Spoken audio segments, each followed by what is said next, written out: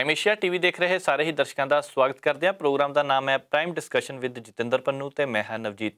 ਦੇਸ਼ ਦੁਨੀਆ ਦੀਆਂ ਖਬਰਾਂ ਤੇ ਚਰਚਾ ਕਰਾਂਗੇ ਤੇ ਚਰਚਾ ਲਈ ਮੇਰੇ ਨਾਲ ਨੇ ਸੀਨੀਅਰ ਪੱਤਰਕਾਰ ਜਤਿੰਦਰ ਪੰਨੂ ਜੀ। ਸਭ ਤੋਂ ਪਹਿਲਾਂ ਸਵਾਗਤ ਕਰਦੇ ਹਾਂ। ਪੰਨੂ ਸਾਹਿਬ, ਬਹੁਤ ਬਹੁਤ ਸਵਾਗਤ ਜੀ। ਜੀ ਸ਼ੁਕਰੀਆ ਜੀ। ਪੰਨੂ ਸਾਹਿਬ, ਖੇਤੀਬਾੜੀ ਮੰਤਰੀ ਦਾ ਬਿਆਨ ਆਇਆ, ਉਹ ਕਹਿੰਦੇ ਜਦੋਂ ਕਿਸਾਨ ਕਹਿਣਗੇ ਅਸੀਂ ਗੱਲਬਾਤ ਲਈ ਤਿਆਰ ਹਾਂ।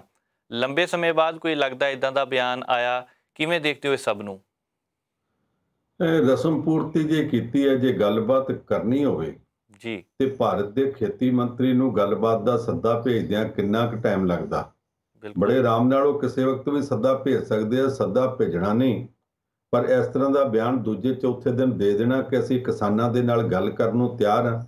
ਜੀ ਇਹ ਗੱਲ ਕਰਨ ਨੂੰ ਤਿਆਰ ਹੈ। ਗੱਲ ਤਾਂ ਤੁਸੀਂ ਕਰ ਸਕਦੇ ਸੀ ਪਿਛਲੇ ਸਾਲ ਜੁਲਾਈ ਵਿੱਚ ਵੀ, ਅਗਸਤ ਵਿੱਚ ਵੀ, ਸਤੰਬਰ ਵਿੱਚ ਵੀ। ਤੁਸੀਂ ਫਿਰ ਕੀਤੀ ਕਿਉਂ ਨਾ?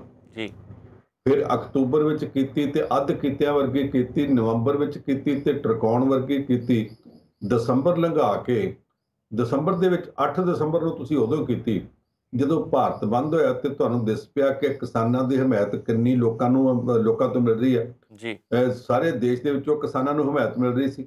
ਉਦੋਂ ਤੁਸੀਂ 8 ਦਸੰਬਰ ਨੂੰ ਭਾਰਤ ਬੰਦ ਸੀ, 9 ਦਸੰਬਰ ਨੂੰ ਮੀਟਿੰਗ ਸੱਦੀ ਸੀ ਤੇ ਤੁਹਾਨੂੰ ਇੰਨੀ ਘਬਰਾਹਟ ਹੋਈ ਕਿ 9 ਵਜੇ ਡਿੱਕੀ 8 ਦਸੰਬਰ ਨੂੰ ਰਾਤ ਨੂੰ 8 ਵਜੇ ਮੀਟਿੰਗ ਕਰ ਲਈ। ਪਰ ਉਦੋਂ ਬਾਅਦ ਫਿਰ ਕਿਸਾਨਾਂ ਨੂੰ ਟਰਕਾਤਾ। ਫਿਰ 12 ਜਨਵਰੀ ਤੱਕ ਕੋਈ ਮੀਟਿੰਗ ਨਾ ਕੀਤੀ।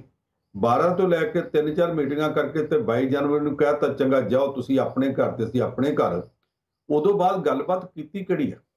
ਇਹ ਆਖੀ ਜਿਹੜਾ ਇਹ ਤਾਂ ਪ੍ਰਧਾਨ ਮੰਤਰੀ ਨੇ ਵੀ ਪਾਰਲੀਮੈਂਟ ਸਮਾਗਮ ਤੋਂ ਪਹਿਲਾਂ ਆਲ ਪਾਰਟੀ ਮੀਟਿੰਗ 'ਚ ਆਖਿਆ ਸੀ ਕਿਸਾਨਾਂ ਨਾਲ ਗੱਲ ਕਰਨ ਨੂੰ ਤਿਆਰ ਹੈ। ਮੈਂ ਤਾਂ ਉਹਨਾਂ ਤੋਂ ਇੱਕ ਟੈਲੀਫੋਨ ਦੀ ਦੂਰੀ ਤੇ ਹਾਂ। ਬਿਲਕੁਲ ਇੱਕ ਟੈਲੀਫੋਨ ਦੀ ਦੂਰੀ ਤੇ ਆ ਤੇ ਟੈਲੀਫੋਨ ਦਾ ਨੰਬਰ ਫਿਰ ਘੁਮਾਉਂਦਿਆਂ ਕਿੰਨਾ ਚਿਰ ਲੱਗਦਾ? ਘੁਮਾ ਦਿਓ।